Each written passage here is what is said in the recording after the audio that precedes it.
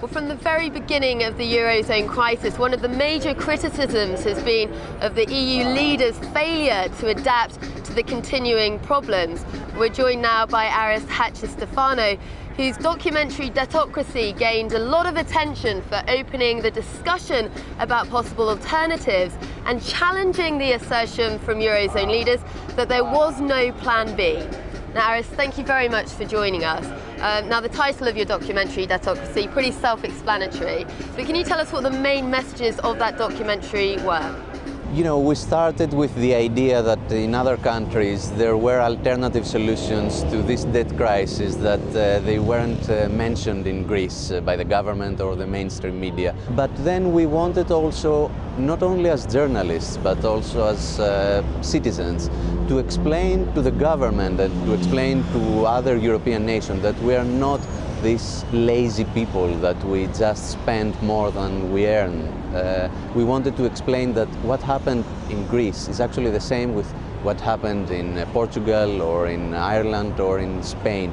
It is a structural problem of the world financial system, but at the same time a structural problem of the Eurozone. Because Eurozone, it's a system that creates deficit and debt to the European periphery, while at the same time creates surpluses to the European core. So it's not a lazy nation, it's not just the structural problems of the Greek economy, which of course exist, it's also something deeper that comes, I believe, from the European Union. So a few years ago no one was talking or criticizing the euro. Now I think it's something like 30–35% that say we should leave the Eurozone, which is huge for Greece. What do you think is going to happen now in the country moving forward? We're going to default. I mean, we knew that many years now, that it's just impossible to repay a debt of 360 billion euros. The next step is to decide if we will stay in the Eurozone or if we will have to leave. And then, if we decide that we have to leave, there will be, of course, a problem with the banking sector. It's highly probable that it will collapse. And then the third step comes, which is to nationalize the banks. You have to take control of the banking system and to impose strict control in the capital flow so that all this capital doesn't leave the country. This may sound, you know, revolutionary, but it's not. It's actually what Iceland did a few months ago and it managed to survive in this debt crisis. But we have to say that it's a different thing if we decide to default, if we decide to leave the Eurozone, and if we decide to nationalize the banks, and it's a completely different story if these decisions are imposed by the European Union or the International Monetary Fund. In this second scenario, it might be catastrophic for Greece. Well, your documentary looks at alternative options to simply staying in the Eurozone, but why do you think it took so long for these options to be discussed? There are many reasons. First of all, because the mainstream media are controlled by the same economic elite that control the shipyards, the construction companies. It's the same families, just a few families who control the media. And these families wanted the IMF in the country. Now, I think that these economic elites doesn't agree anymore. They realize that they might lose the control of the banking sector, that other banks from abroad might come. They understand that they are losing sovereignty, that foreign companies might come and take a bigger share. So it comes also from these economic elites that they realize that now they have to stop, they have to have a red line. And of course it's the people who realized after these months that the government was lying to them, that there is no solution with austerity, that we have to take more radical measures. Now, you know, whatever happens, it's going to be an incredibly tough road ahead. How do people here feel about the future? People are afraid and they are blackmailed every day. They are saying to them that, look, if you don't accept what the Europeans are saying, if you don't accept the austerity measures imposed by the government and by the IMF, it will be hell. You won't have salaries for the next month. We will be outside the Eurozone and no one will lend us money. It's a everyday blackmail, so they are afraid. Now, Greece has been described as the problem child of the Eurozone, but here in the country, people actually feel that Greece has been made a bit of a scapegoat out of. Do you think that's a fair assertion? Yes, but at the same time, the Greek economy is, of course, the weakest link in the European periphery, so it was actually normal that all the problems would start from Greece. There are many structural problems in the Greek economy. Of course, these are not the problems that usually Europeans talk about. It's not that we are not paying our taxes or that we are not working enough. If you see the statistics from OECD, you will realize that we work more than any other European nation, that we have less vacation, and that in general we are paying our taxes like all the other people. People who are not paying the taxes is a very small percentage who earn most of the money. Greece has become tax heaven for a few and a tax hell for the majority of the population. This is the main problem, I think. And of course, there is also extreme defense spending, there is corruption and many other problems. Now, you know, we hear so much about these austerity measures, but can you actually tell us how these measures have affected people's lives here in Greece?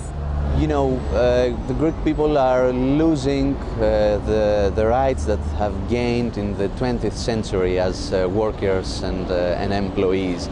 And it's not by coincidence that there are humanitarian organizations that used to work in sub-Saharan Africa, that they are now coming in Athens and they are saying that the capital of Greece is facing a humanitarian crisis. So that gives you an idea about what's going on. The minimum wage used to be 700 euros, now it's around 500 euros in just a few months. There are, for the first time after the Second World War, people who don't have enough money for food, which is something that no one would expect just 1 year ago.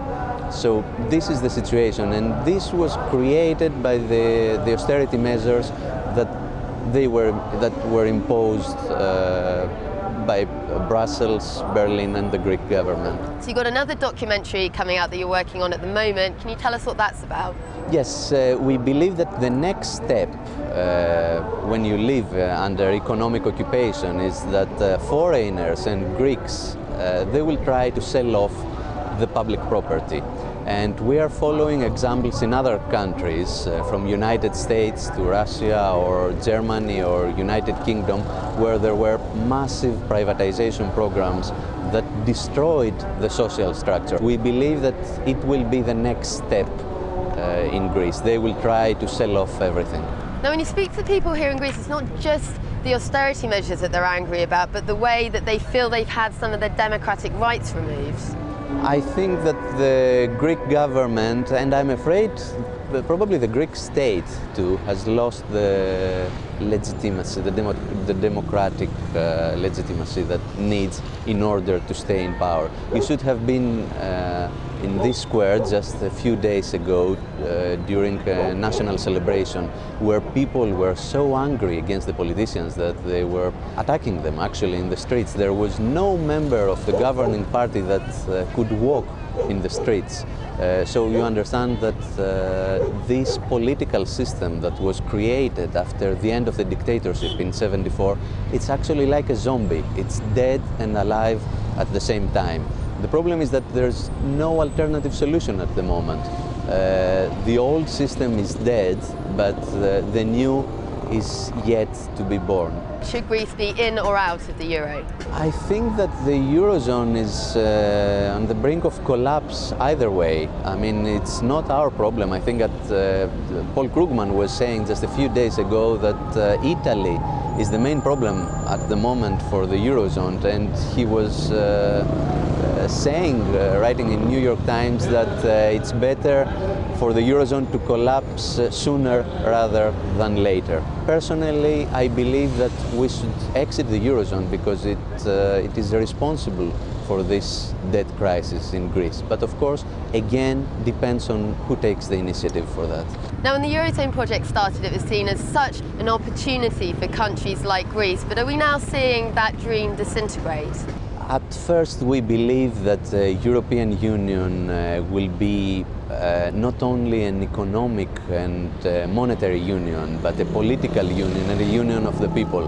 And for a country that was just coming back to democracy after 7 years of dictatorship, it was really a dream that the European Union will provide to us peace and security.